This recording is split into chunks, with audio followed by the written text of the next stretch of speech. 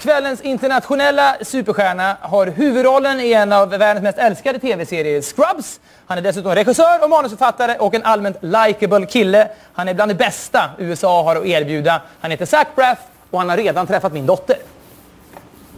Pella, can du say Zach Braff? Zach Braff. It's very important. I'm huge in Sweden. Looking away is not going to help you. Zach Braff. Zach Braff. Say my name, say my name. Are you hammered? You're a little hammered, aren't you? This is TV gold. Välkommen in, Zach Braff!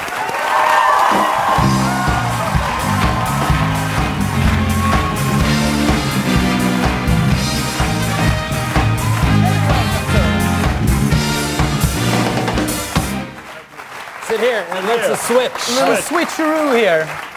Hi. Tuck, tuck, tuck, tuck. Hi, hi. We heard that. Yeah, I learned that in, I was in Stockholm and everyone says everything twice. Tuck, tuck, hi, hi. I didn't learn much Swedish, but I knew whatever I did learn, say it twice. Does it sound really strange for you? Saying things twice? Yes. Yes, yes. Let's do the rest of the interview this way. Tuck, tuck. Sack, sack. Sack, sack. But, I mean, let's start with the trip to Stockholm. You went with your friend, right? My friend is an up-and-coming musician named Joshua Radin, and he sold out a show at Debaser. Yeah. Which a is venue in Stockholm. A very hipster venue in Stockholm. And so I thought I've always wanted to go to Sweden, and I thought it was a great excuse to just go there and just hang out with him. Did you have a good time? I had an amazing time. There's a lot of good nightlife over in Stockholm. Yeah, I think we have one picture here from the famous site Stureplan.se. Oh yeah, this guy, Christopher. Christopher is a guy you met there, and this is you hamming it up for the camera a little bit. Well, yeah, that was before we had about 4,000 drinks. Yeah, and you have crazy eyes. I know. Well, this guy is like the Sean Puffy Combs of Stockholm. Oh, he's going to be glad. You make him very happy. He's very well connected. He showed us a very good time. We went to Studer Company? Is that yeah, exactly. Studer Company? Here we say Studer Company at the tack. What did you see? Did you see anything else in Stockholm? I saw the sunken boat. The Vasa Museum. Vasa Museum. The tribute to failed engineering. Yeah.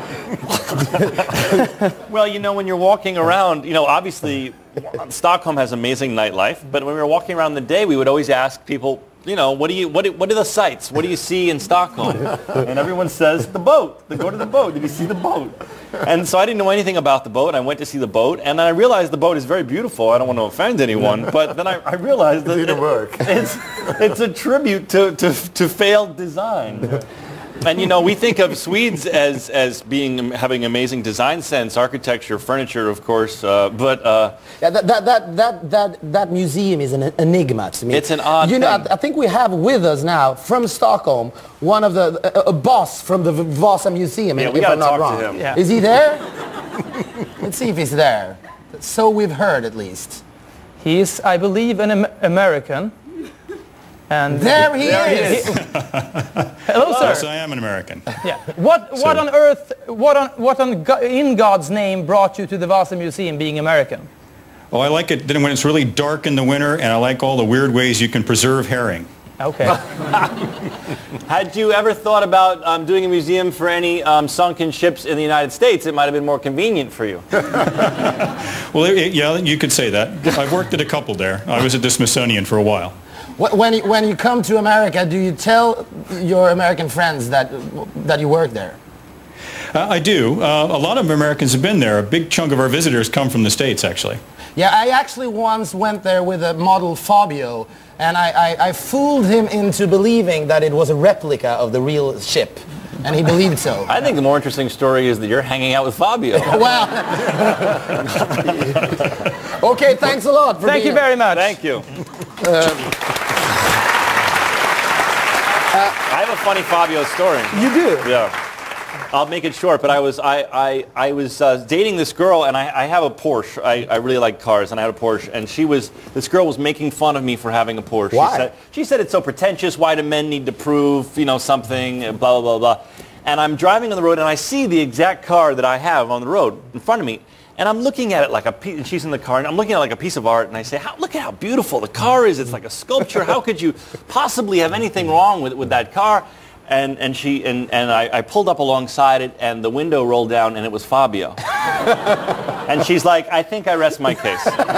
It's a little bit like the time you and me went to NK, a department store, and I bought a coat, and I thought it would look really great. And then I said to Phil, hey, that guy buys the exact same coat, and it was Carl Serung, the porn king of Sweden. So it was very, very awkward for me. Talking about porn here. Yes, porn. Isn't Scrubs the series? They're making it into a porno, yeah. Yeah. Yeah. Is that a compliment, or...? If the guy who acts as me has a large penis, it would be a compliment. Well, then Michael could act. And Petter. I think, there we have the guy who actually portrays you in the porno. Who? The guy who plays Zach Braff. Oh, is he going to come out and show his penis? No worries. Fear not. But it's him, apparently. Okay. No, this is not a joke. On the web, they revealed the cast, and the way they did it was they put, like, each of the stars of Scrubs, and then who was going to play them in the porno. But is there like there's something about Mary's ass title to it, or is it just called Scrubs? That's a good question. I think it's probably just called Scrubs the Porno. Okay. But you're not going to sue them or anything like that? No, I mean, I'm gonna buy it.